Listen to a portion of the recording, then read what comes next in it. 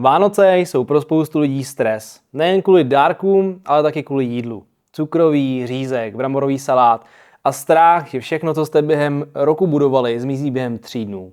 Že přiberete během pár dní 5 kg tuku, které potom budete muset měsíce hubnout. Dneska vám ukážu reálné, zdravé a hlavně psychiku zohledňující tipy ke stravování během Vánoc, díky kterým nejenže nepřiberete několik kilo tuku, ale zároveň si Vánoce užijete. Bez extrémních restrikcí, bez pocitu viny a s přístupem, který můžete dále aplikovat přes rok. Vánoce jsou o pohodě, o lidech, o požitku. V tomto období si nepotřebujete dokazovat disciplínu, ale chcete si užít přítomnost. A právě proto si ukážeme pár tipů, jak toho dosáhnout. Jinak kanál už se nám rozrůstá a jsou vás tu už téměř 4 000. Vážím si každého z vás a kdo ještě nemáte odběr, budu moc rád, když se připojíte k naší YouTube rodince. Dejte like, dejte zvoneček, ať vám můžu otravovat život pravidelně a jdeme na dnešní video. Tipy pro stravování o Vánocích.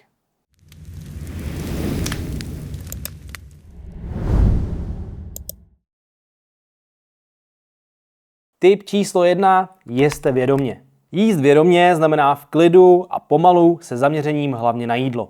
Nekoukat u toho na televizi, neskrolovat u toho na telefonu, což samozřejmě doufám, že u vánoční večeře nedělá nikdo z vás. Pokud se nesoustředíte na jídlo a rozptylujete se něčím jiným, je zde větší šance, že sníte více kalorií, než byste snědli běžně. Systematický přehled a metaanalýza 24 studií došel k závěru, že lidé, kteří byli u jídla rozptýlení, snědli více jídla, ale zároveň se u nich ještě zvýšily chutě k jídlu po jídle. Takže rozptylování se u jídla vedlo jak k vyššímu okamžitému, ale i pozdějšímu příjmu kalorií. Aniž bychom se soustředili na obsah kalorií v jídle, tak pouze tím, že jíme vědomě, dokážeme snížit kalorický příjem. Na tuto metodu klademe se svěřenci důraz zejména tehdy, kdy jsme ve fázi redukce nebo si chceme udržovat hmotnost.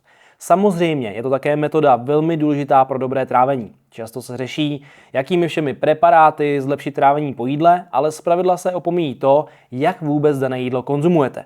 Pokud ho hltáte za běhu do práce nebo do školy, tak samozřejmě to nemusí být v rámci trávení úplně fajn. Takže vědomé jedení, jak na něj. Naprosto jednoduchý princip. Pokud jíte, soustřeďte se hlavně na jídlo. Pořádně žvíkejte a užívejte si ho plnými roušky.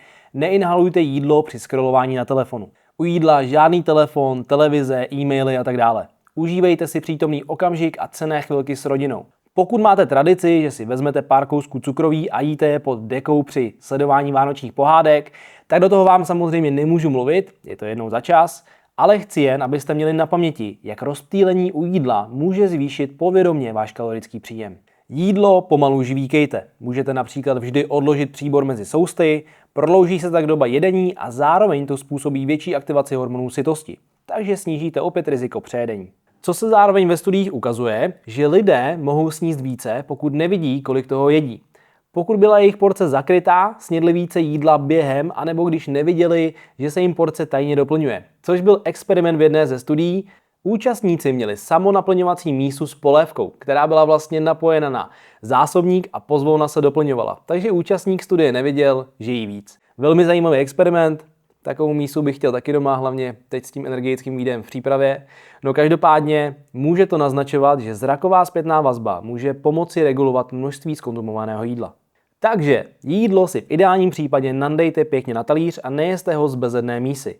My děláme vždycky kila bramborového salátu, to je taková ohromná mísa, která nemá konec, takže tam samozřejmě čapnout nabíračku a nadat si normální porci.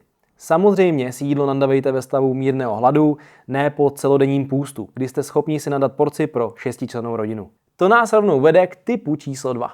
Tip číslo 2. Pozor na vynechávání jídel a půst. Tady to berte s rezervou. Vyslechněte si mechanismus, který u vás může nastat, ale zároveň, pokud je to vaše tradice a těšíte se, až večer uvidíte zlaté prasátko, tak vám do toho opět nemůžu zasahovat, ale obeznámím vás s tím, co se během toho může stát. Delší období bez jídla, standardně půst, může zvýšit vaše chutě a motivaci jíst. Hedonická odezva, to, jak vám jídlo dělá dobře, jak vám chutná a tak dále, je vyšší a to je v kombinaci s vánoční večeří, kde leží spousta velmi palatabilních, v překladu velmi chutných jídel, stav pro možné utržení z řetězu. Palatabilní jídla jsou jídla, za které nás mozek v úzovkách více odmění. Dělají nám prostě dobře a zpravidla je těžší je přestat jíst, což je po delším půstu ještě mnohem těžší. Jídlo je ve stavu hladovění ještě více uspokojující a chceme ho ještě víc, zejména to chutné. Studie ukazují, že po delším hladovění se zvyšuje aktivita center odměny v mozku pouze při pohledu na palatabilní a vysoce kalorická jídla. Takže si představte, že celý den nejíte a pouze pohled na jídlo vás tak fyziologicky vomeje, že si musíte jít hned vyměnit košili.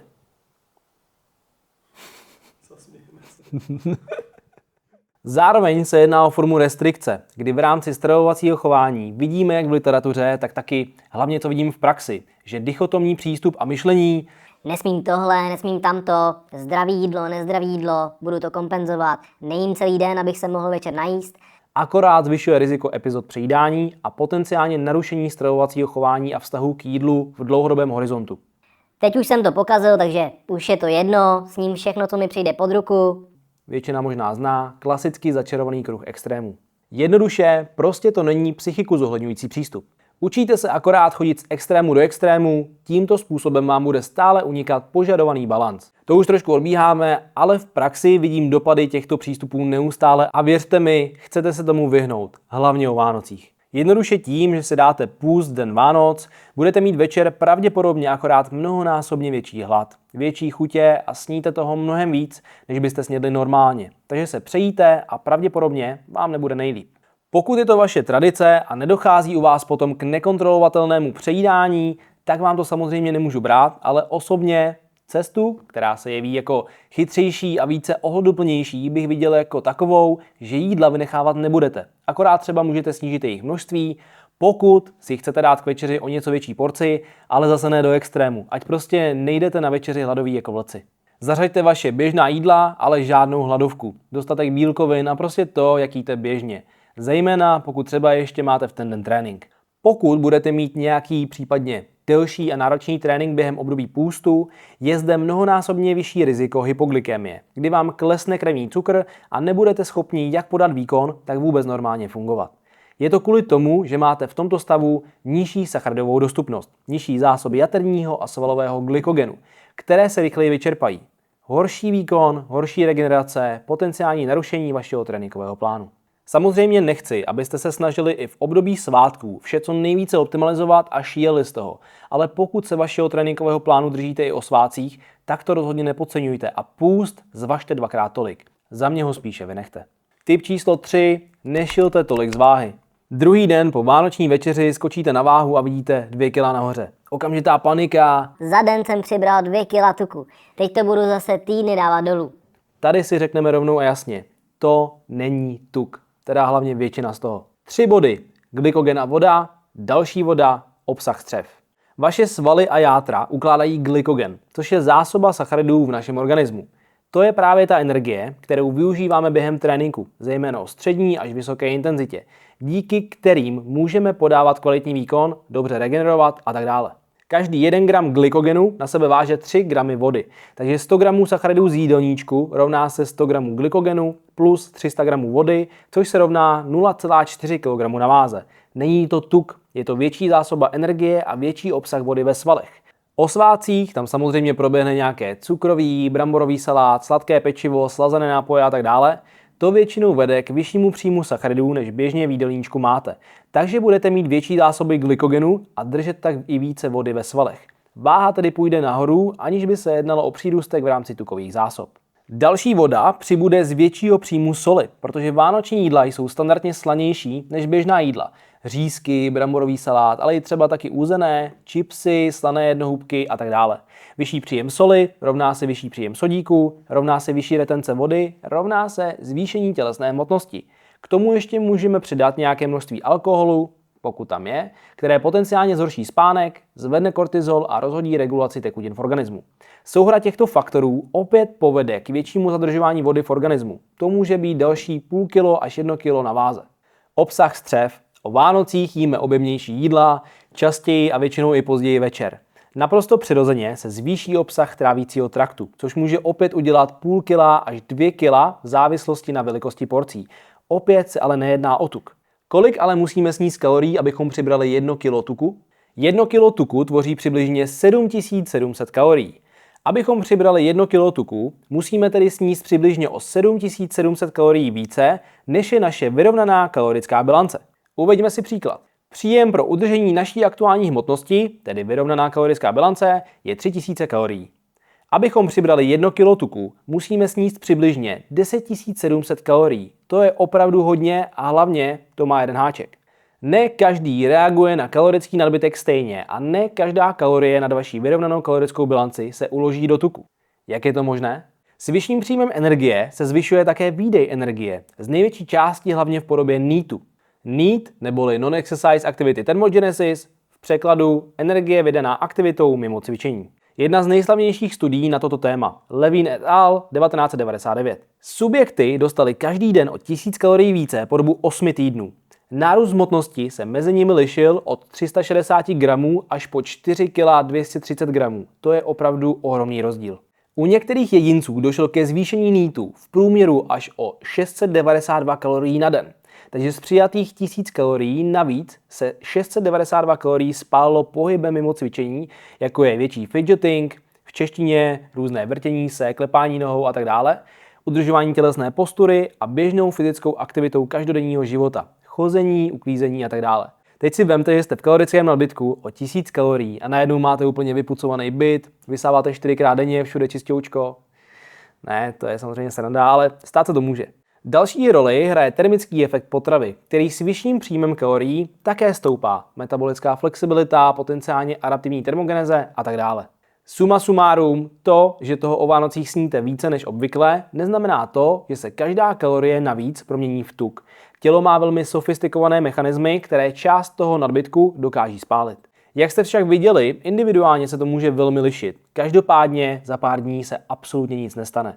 Váha může jít od pár kilogramů nahoru, ale jedná se hlavně o větší zásobu glykogenu, větší retenci vody a větší obsah střev. Jakmile se vrátíte opět ke svému běžnému a doufejme vyváženému stravování, vše se během pár dní srovná, pokud jste tedy nepili alkohol a slazené nápoje po litrech, protože tam riziko může být větší. Což nás vede k dalšímu bodu. Tip číslo 4. Nepřehánějte to s alkoholem. Protože jsou Vánoce, kdy jsou rodinné sešlosti a spousta návštěv, tak si musíme říct také něco i o alkoholu. Ne z pozice moralizování, ale z pozice vědy a takové možná další perspektivy pro vás. Alkohol je během svátků často všude. Svařák, prosecco, punč, víno. Nejedná se jen o kalorie, byť to je taky důvod, proč navazujeme na tento bod. Zmíněných 7700 kalorií nad vaší vyrovnanou kalorickou bilanci může být těžké ujíst, ale vypít to zas tak těžké být nemusí. Pokud se to z pár dní protáhne na 1 až 2 týdny, kdy se budete prolévat slazenými nápoji a bude zde i větší příjem alkoholu, který obsahuje na 1 gram 7 kalorií, tak už to může v rámci tukových zásob začít trošku bobtnat. Samozřejmě záleží na vašem energetickém výdeji a tak dále, ale jednoduše princip. Ujíst a vypít 7700 kalorií je velký rozdíl. Zároveň nejde pouze o zmíněné kalorie. Alkohol může zvyšovat chuť k jídlu a v rámci studií se poukazuje také na tzv. Appetizer efekt, tedy na chuť a volbu více chutnějších a kalorických jídel, zejména pokud je konzumován před jídlem nebo na začátku stolování. To je taky pravděpodobně jeden z důvodů, proč stánky s kebabem mají takové tržby ve 3 ráno. Zasahuje také do center v mozku, o kterých jsme si už říkali, které regulují pocit odměny a chuti k jídlu. To se nemusí projevit hladem, ale opět může být náročnější se kontrolovat a lehčí utrhnout se ze řetězu. Alkohol má zároveň metabolickou prioritu. Nedá se v těle skladovat, takže játra musí nejdřív etanol odbourat a pak řešit ostatní substráty z výživy. V rámci studií je zaznamenáno, že dochází ke snížení oxidace tuků a že alkohol může vést k většímu ukládání tuku při kalorickém nadbytku. Takže skrze alkohol přijmete snáze více kalorií a zároveň budete mít potenciálně větší chuť na kaloricky hodnotná jídla, menší míru sebekontroly a více tuků přijatého v rámci kalorického nadbytku potenciálně uložíte do vašich tukových zásob. Z jedné skleničky samozřejmě nepřiberete, ale myslete na to, že se nevyplatí to s alkoholem přehánět. Pokud pijete, prokládejte alkohol vodou a dávejte si jej spíš k jídlu nebo po jídle. Ale samozřejmě, pokud je to jeden den v roce a rádi si prostě dáte s rodinou skleničku, tak si to hlavně spolu užijte a nestresujte se z toho. Což nás vede k poslednímu a nejdůležitějšímu tipu. Tip číslo 5. Hlavně si to v klidu užijte. Prostě si to užijte.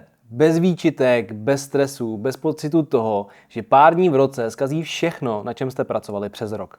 To, co skutečně ovlivňuje vaše zdraví, výkonnost, psychiku a to, kam dlouhodobě v rámci těchto oblastí směřujete, je to, jak se stravujete od Silvestra do Vánoc, ne od Vánoc do Silvestra.